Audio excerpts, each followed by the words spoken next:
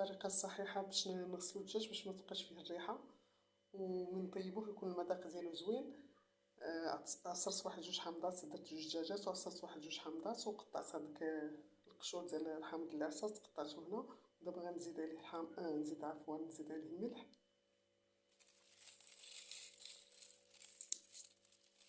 صافي غنخلطو مزيان ونخليه يترقد هكا. صافي حكيت الدجاج من هذوك القشور ديال الحامض وداك الماء ديال الحامض والملح.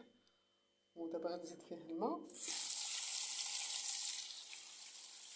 غنعمر هاد البانيو بالماء ونخليه عاوتاني يترقد شويه في هاد الحامض والملح، ونولي نغسلو نديرو في الشبكه يقطر. صافي ملي درتو في الشبكه يقطر